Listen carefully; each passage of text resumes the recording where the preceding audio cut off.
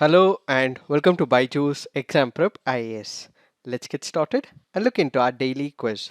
Before we start with our today's practice questions, a gentle reminder. BYJU'S Exam Prep IAS has already launched its official Telegram channel. What is that you have to do? Follow the link given in the description box or scan this QR code. This will take you to our official Telegram channel and you would be able to get all the daily current affairs related updates. Let's get started and look into the first question. The four rights guaranteed by Article 26 are subject to which of the following restrictions under the Constitution? Public order, defamation or incitement to an offense, morality, health, security of the state. The answer to this is 1, 3 and 4 only. Why have we taken this practice question? Because this article on the Hindu makes a reference to Article 26. Let us try and understand what is this question all about. When we speak about fundamental rights, there are two types of fundamental rights. One is the absolute fundamental right. The other happens to be the qualified fundamental right. As part of the assignment, you have to put on the comment section, is there any absolute fundamental right? If so, please put it on the comment section. Then we have what is called as the qualified fundamental right. What is this qualified fundamental rights? When we speak about fundamental rights, these are the rights which are accorded to the individuals. These rights that are accorded are not absolute in nature, which means you can impose reasonable restrictions. So the government would be able to impose reasonable restrictions. One such example that we have is Article 19. Article 19 speaks about right to freedom of speech and expression. But is it absolute? No. The government would be able to regulate it. The government would be able to impose reasonable restrictions in the form of public order as well. So this particular right under Article 19 is not absolute, but there can be reasonable restrictions. Similarly, under Article 26, it is not absolute for a person to practice the religion, administer the religion, establish and maintain institutions for the religious and charitable purposes, but there are reasonable restrictions. What are these reasonable restrictions that are given under Article 26? Article 26 has four rights. What are these four rights? To establish and maintain institutions for religious and charitable purposes, to manage its own affairs in the matters of religion, to own and acquire movable and immovable property, to administer such property in accordance with law.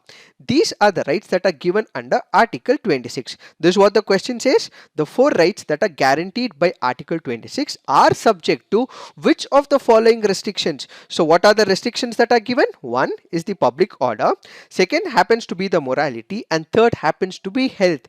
The other two which is given in the question, one is to do with defamation or incitement to an offense, and security of the state is not present under Article 26 but is present under Article 19. So remember, only three restrictions are imposed under Article 26, which is public order, morality and health, defamation or incitement to an offense, security of the state is present under Article 19.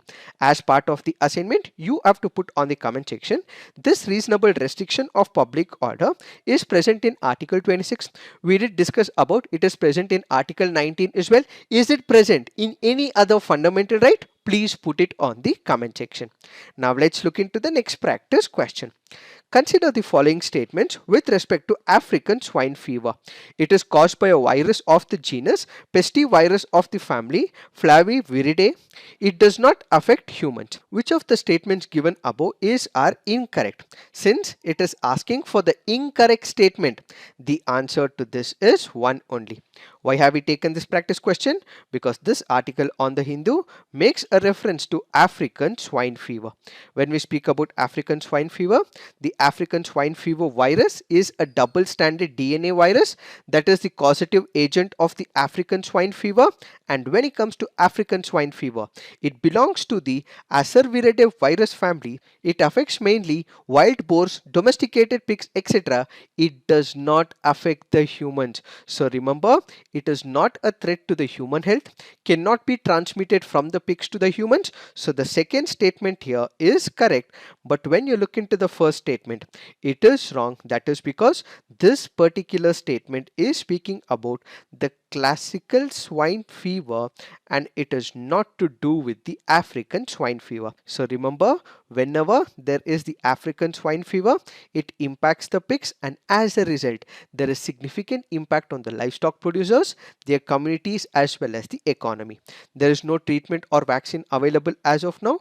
The only way to stop this disease is to depopulate all affected or exposed swine herds in this particular case. What are the symptoms? In its acute form of the ASFV may develop a high fever in the pigs. However, they may not show noticeable symptoms from the first few days. Once the fever sets in, they begin to lose their appetites along with going into depression. In case of white skin pigs, they turn bluish purple, hemorrhages appear on the abdomen. Groups of infected pigs lie huddled together, shivering, breathing abnormally, and sometimes coughing. It is forced to stand. They appear unsteady on their legs. Within a few days of infection, they enter a comatose state and then die. In milder infections, affected pigs lose weight, become thin, and develop signs of pneumonia, skin ulcers, as well as the swollen joints. The virus can be spread by ticks, but also by swine eating pork products that contain the virus. Now let's look into the next practice question. With respect to Speaker of the Legislative Assembly, which of the following statements are correct? The Speaker is elected by the Assembly itself from amongst its members. If the Speaker wishes to vacate his or her office, he or she can do so by writing a resignation letter to the Governor. The Speaker decides on the question of disqualification of members of the state legislature in consultation with the Election Commission arising on the ground of defection. Which of the statements are correct? The answer to this is one only. Why have we taken this practice question?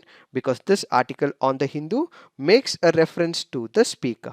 Let us try and understand what are these options. When we look into the first option is right. The Speaker, yes, is elected by the Assembly itself from amongst its members. The first statement is right.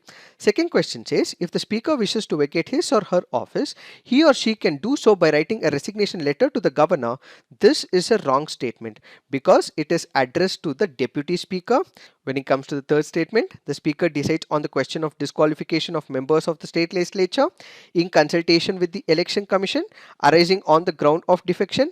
This statement is wrong because the Speaker would be able to take a decision independent of the Election Commission recommendation and he need not have to consult the Election Commission. So the third statement is also wrong. Since the question is asking for the correct statement, the answer to this would be A, which is one only. Now, if we have to speak about the facts with respect to the Speaker, a Speaker vacates his office if he ceases to be a member of the Assembly. He may also resign his office at any time. A Speaker may be removed from office by a resolution of the Assembly passed by a majority of all then members of the Assembly after 14 days of notice to the intention to move such a resolution. Speaker does not vacate his office on the dissolution of the Assembly. He continues to be the Speaker until immediately before the first sitting of the Assembly after the dissolution. While the office of Speaker is vacant, the Deputy Speaker performs his duties. The duties and powers of the Speaker of the Legislative Assembly are similar to that of the Speaker of the Lok Sabha. Now let's look into the next practice question. Zorawar, recently seen in news, is a or an aircraft carrier of the Indian Navy, indigenously designed and developed light tank, Scorpion class submarine, unmanned air vehicle developed by India's Aeronautical Development Establishment. Zorawar happens to be an indigenously designed and developed light tank. Why have we taken this practice question? Because this article on the Hindu makes a reference to light tank Zorawar. Let us try and understand what is this Zorawar all about. Zorawar happens to be an indigenously designed and developed light tank. Why does the Indian Army need these light tanks? Indian Army already has deployed number of tanks along the line of actual control in the eastern Ladakh. This includes T-72. It currently weighs about 45 tons. Then it has already deployed T-90 as well. This weighs about 46 tons. Both these tanks are not meant for the high altitude areas, rather they are good to be deployed in deserts and the plains. Now what we require is the light tanks which are present along the line of actual control in the northern areas, which is why this Zorawar is being procured by the Indian Army, because there is a large scale threat that is emanating from China, and because the existing ones cannot be used in these high altitude areas, what we require is the light tanks, which is what is called as the Zorawar. Now let's look into the next practice question. Consider the following statements. Other than those made by humans, nanoparticles do not exist in nature. Nanoparticles of some metallic oxides are used in the manufacture of some cosmetics. Nanoparticles of some commercial products which enter the environment are unsafe for humans. Which of the statements given above are correct? The answer to this is 2 and 3 only. Why? That is because the first statement is incorrect. When we look at number of naturally occurring nanoparticles, it can be found in the volcanic ash, it can be found in the fine sand as well, which is why it does occur in the natural process, and this statement which says that nanoparticles do not exist in nature is a wrong statement. This happens to be a previous year question from the year 2022. Now let's look into the fact of the day. The fact of the day for today's discussion is Tribal TB Initiative. Let us try and understand what is this topic all about. India has the highest global tuberculosis burden, and the nation wants to bring an end to the tuberculosis. India in the past has taken number of initiatives. One such initiative happens to be the National TB Elimination Program. India has taken this initiative, but despite taking this initiative, what is the major problem? The tribal people who have been suffering from tuberculosis are not getting the medicines. Why? One is because they are in the remote areas, the other is because of the accessibility, and as a result, despite taking the initiatives like National TB Elimination Program, the tribal people are not able to get the medicines, they are not taken care of, which is why the government of India has come up with the Tribal TB Initiative. When you consider the tribal people, 10.4 crore, that is 8.6% of the total population, have higher prevalence, that is 703 per 1 lakh of TB compared to a national average of 256 per 1 lakh, that is 10.4% of all TB notified patients are from the tribal community.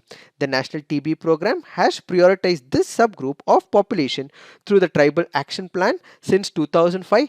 Despite all these programs taken by the government, it has still not been able to bring down the tuberculosis in the tribal community. Why is that so? That is because they are hindered by the geographical barriers, they have the poor state of social determinants, high impact of malnutrition that is persisting in the tribal community, there is insufficient tribal community involvement as well, health system constraints, lack of trained human personnel, cultural and communication gap. Added to it, there are not much doctors and care providers in the tribal heartland. All this means that despite the programs that we currently have, they are not reaping the benefits of it. So what we require is a new initiative, which happens to be the Tribal TB Initiative. As of now, when you consider the existing programs, it is not based on the multi-stakeholder approach.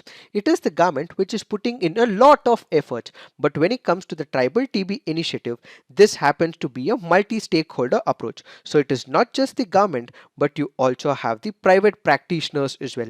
So this will require the collaboration of the Ministry of Tribal Affairs, then you also have the Ministry of Health as well, and at the same time the technical assistance is also provided by USAID, and you also have the Piramal Swasthya as the implementing partner. So in the earlier regimes, what you had is the government which was taking care of all these initiatives. Now you also have the private sector, you also have the community, which have all come together, and this ultimately means they want to root out the TB that is existing in the tribal community.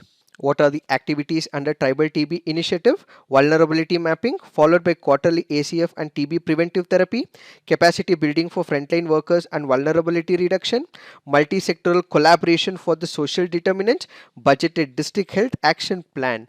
And these are some of the initiatives under Tribal TB Initiative. Basically, this will leverage the expertise of all the stakeholders and partners, and overall, TB Tribal Initiative will align with India's vision for ending TB with a priority focus on TB hotspots of the tribal areas.